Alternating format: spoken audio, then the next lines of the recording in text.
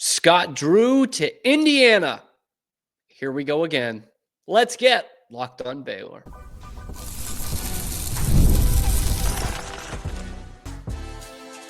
You are Locked on Baylor, your daily podcast on the Baylor Bears. Part of the Locked On Podcast Network, your team every day. Hello there, Bears fans, and welcome to another episode of Locked on Baylor, brought to you by FanDuel. I'm your host, Cam Stewart of ESPN Central Texas and The Cam Show on Rogue Media Sports Network here on YouTube. Appreciate you guys making it your first listen today and every day, whether it's on YouTube or wherever you get your podcasts.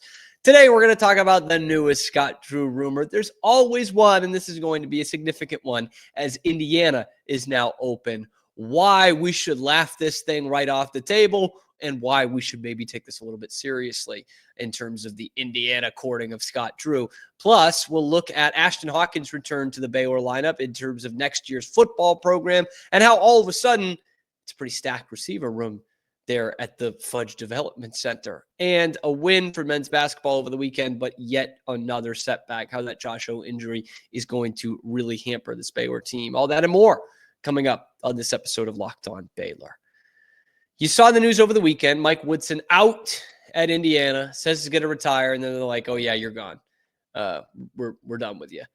And now the rumor mill will start. Indiana, one of the top jobs in college basketball, and you hear about how much of a blue blood they are and how everyone would want to coach there. It's the same thing we heard with Kentucky last year, except for the fact that Kentucky has, won something in the last 10, 15 years, still competes at a national level.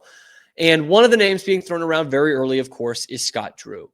Now, there was, all kinds of different, tweets and message board messages about how Indiana will go after Scott Drew and how he's the perfect fit. And there's all of that, but there's also the Field of 68, Jeff Goodman putting out there like, hey, here are the tiers of who Indiana is going to go after. Now, Jeff Goodman, love him or hate him, I'm not a huge fan, but he's plugged into college basketball and he's very plugged in to Scott Drew in this program. We talked about that with the coaching search last year at Kentucky. He does know what's going on at these major programs and with these big time coaches. He puts out kind of the tiers of this thing. And in the top tier, the home run swings, which is not like a, hey, just throw a fishing line out there. Just these are the blockbuster guys they should go for. It was Chris Beard, Grant McCasland, and Scott Drew. This rumor mill is going to come around again. Indiana, Scott Drew. In fact, it's not the first time Indiana's been a part of this. And after last year, we saw Scott turn down Kentucky. And I said on this podcast, and it was not a hot take, I think a lot of you had the same take, if he's going to turn down Kentucky, he's going to turn down anybody. Like he's going to be here forever. And so that's why I think the prevailing thought will be Scott Drew is not leaving Baylor. He's not going to go to Indiana. This is even foolish to even try. But there is a part of me that takes this seriously. I'm not going to lie to you guys. I don't know if I'm putting it at 5% or 10%, but there is a part of me that takes this seriously. Because I've seen people say, why would Scott Drew want to coach Indiana? He is from Indiana. He did grow up in Indiana, and the team was Indiana. Like he would have saw, Isaiah Thomas playing for the Hoosiers and Bobby Knight coaching for the Hoosiers. Obviously, he didn't take a lot of stock in the Bobby Knight coaching style. I think Homer Drew put a pretty good example out there for him. But there are a ton of ties to Indiana. And it is one of, in terms of the all-time programs, it's one of the premier programs in college basketball, all time. And Scott's at that age where it's about the last time where you're going to want to start over again. And the thing that gives me pause here, honestly, is the revenue sharing that is on the horizon.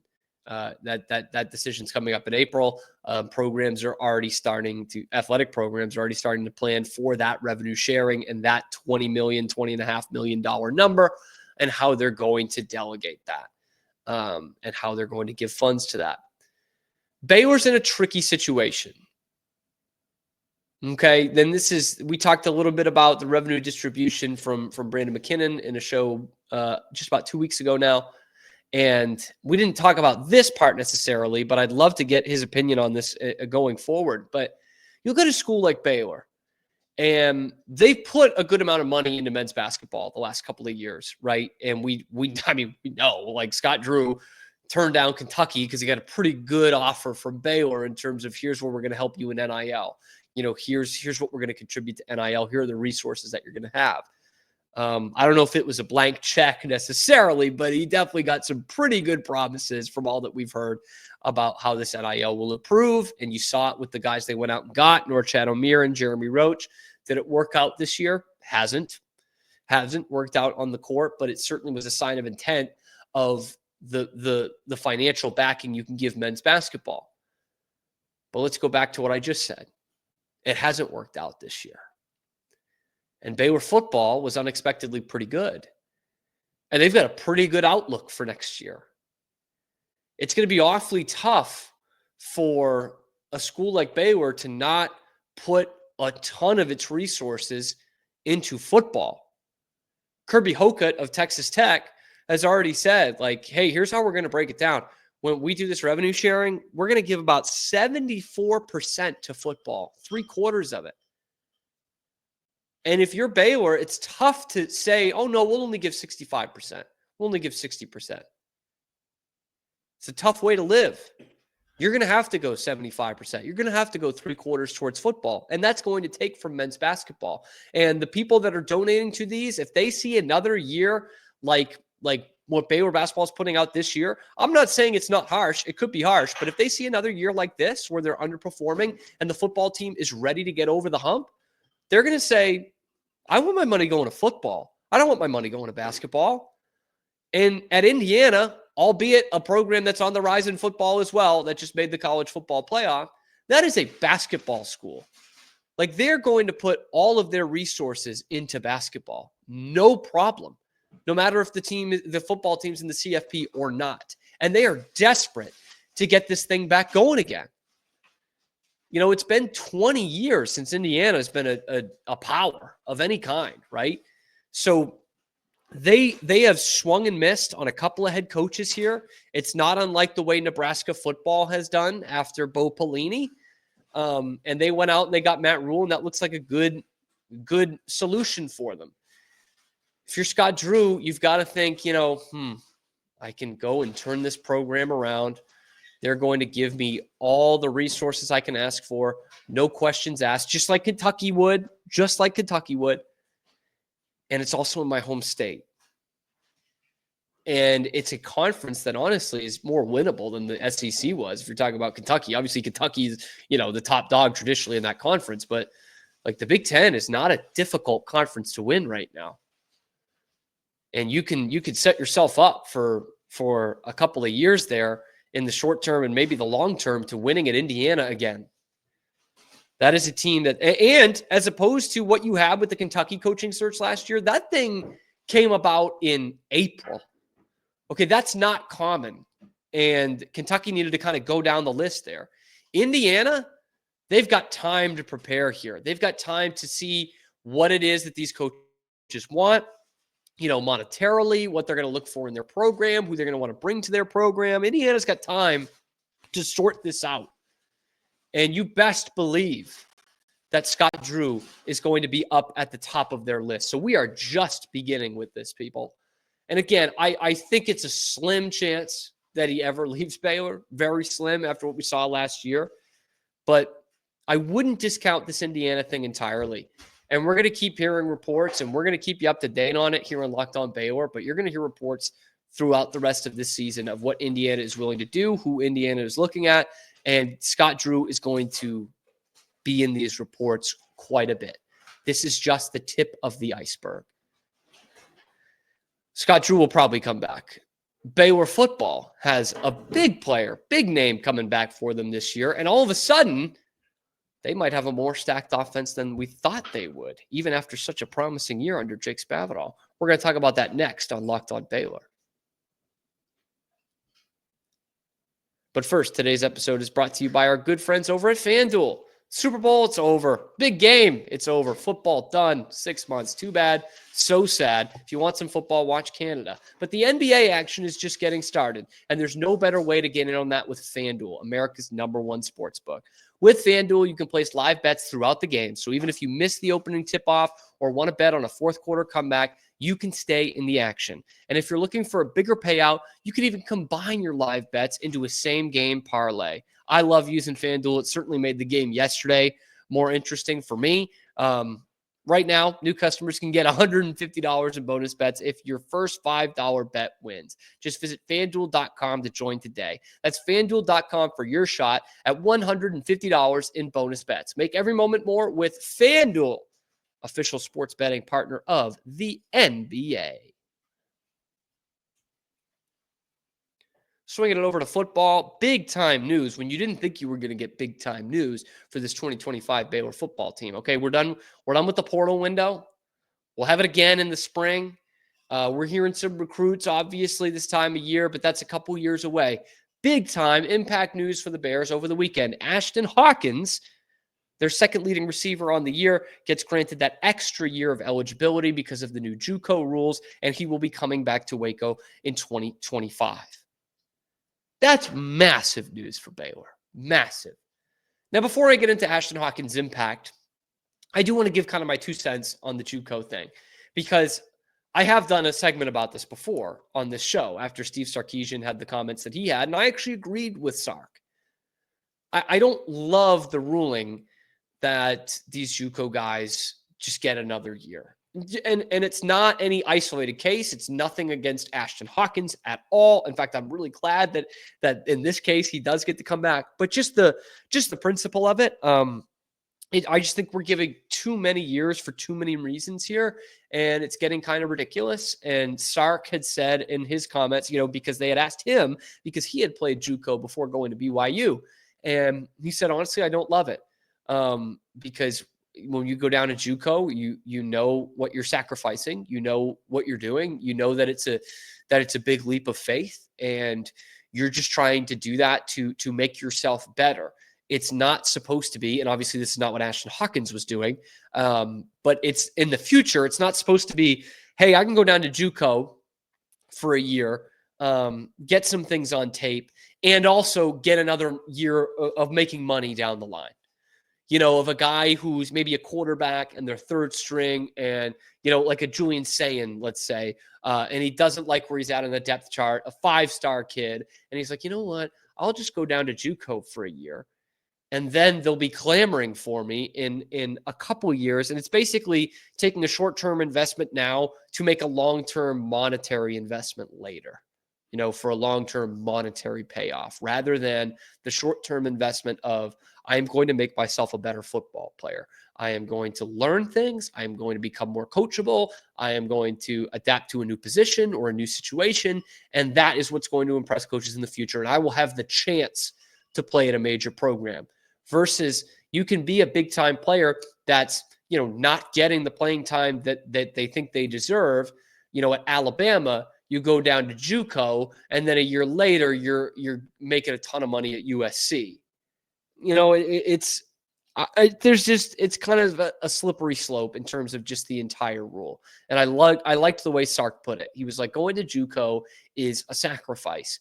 It is sacrificing time at the highest level to make yourself better, to compete for championships and the next level of the NFL draft.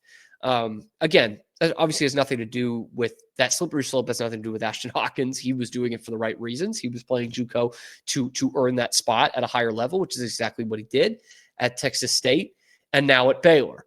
And in terms of, this particular case, it's great for the Bears. Great for the Bears.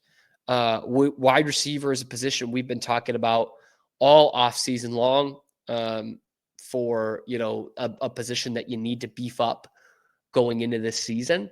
And you got Kobe Prentice, more of a slot guy out of the portal from Alabama. Loved the pickup, still do.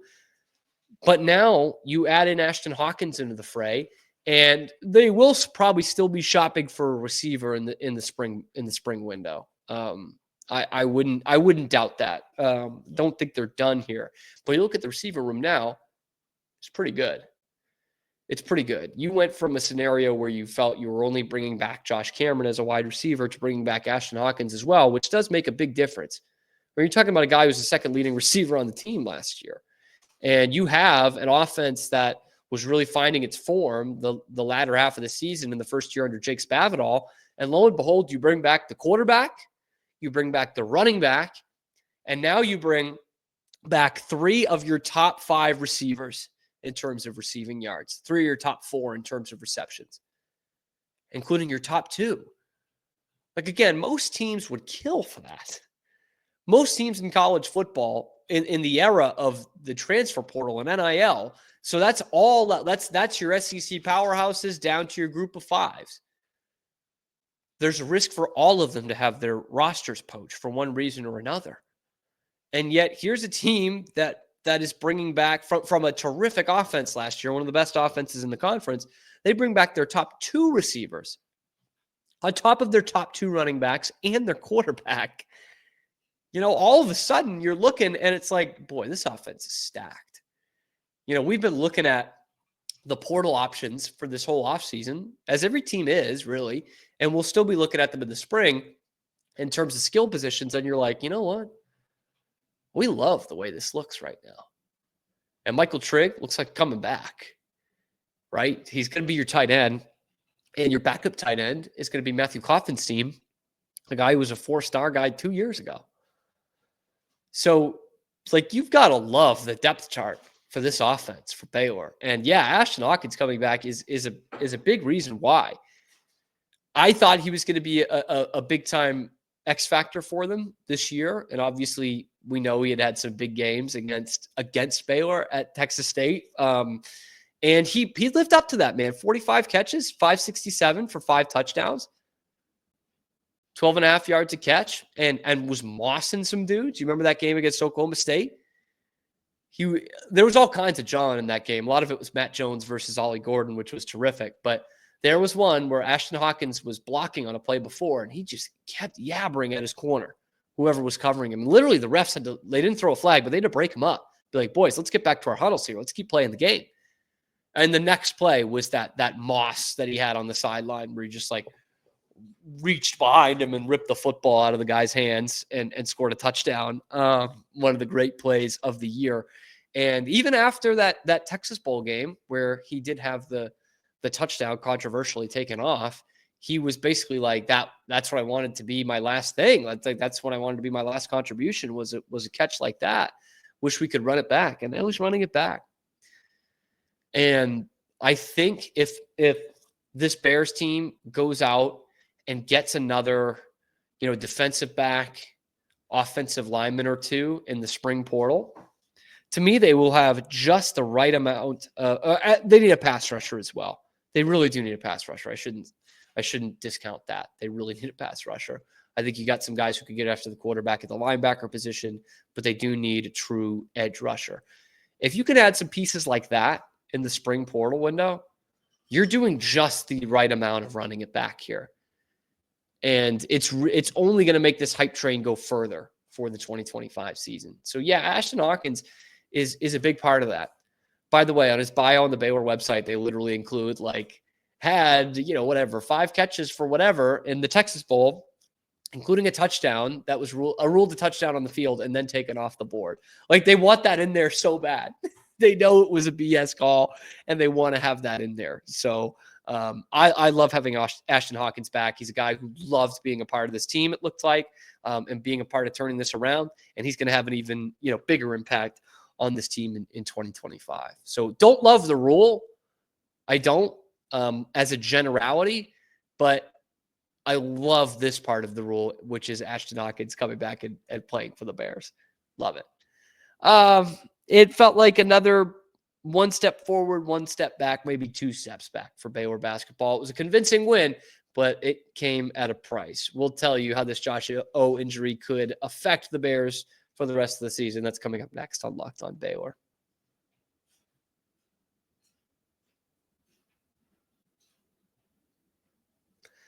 It is Locked On Baylor, closing things out on this Monday morning.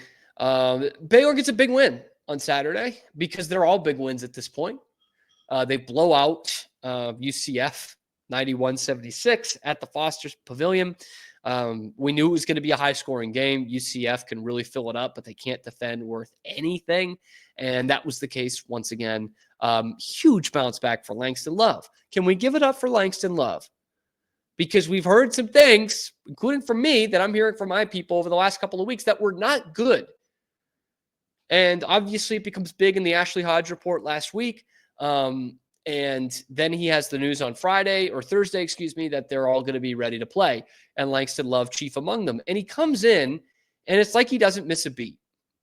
Because I haven't liked when people have been like, oh, when you get Langston Love back, he'll just be the best sixth man in America again, like he was at the beginning of last year.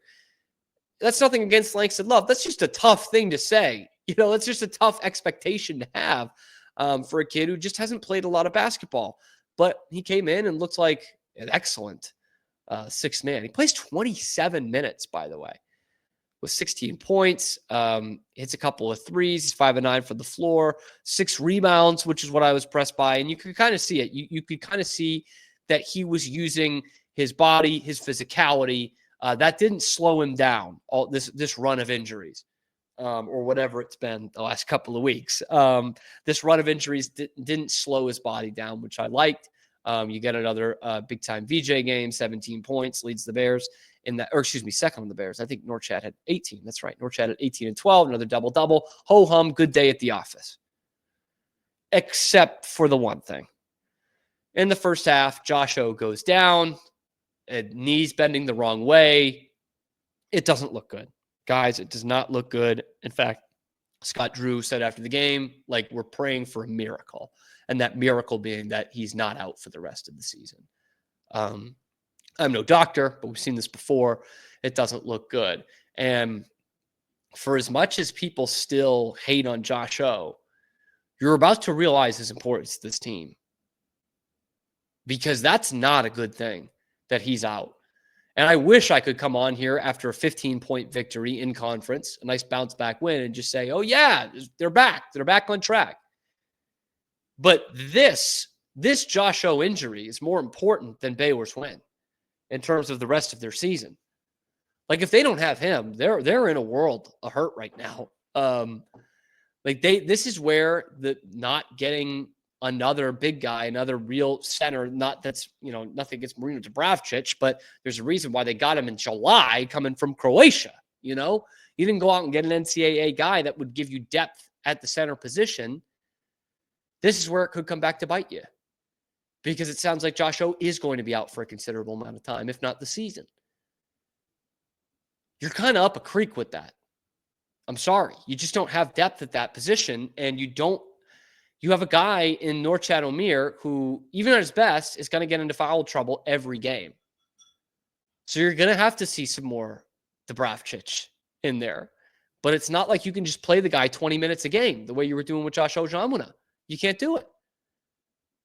So this small ball lineup that we saw a lot of in the late first half, early second half, that's going to be a part of it. You're going to need Jalen Celestine to be a real aggressive rebounder. You're going to need Langston Love to stay healthy and be an aggressive rebounder. And Norchad Omier is going to have to be good Norchad Omier every night.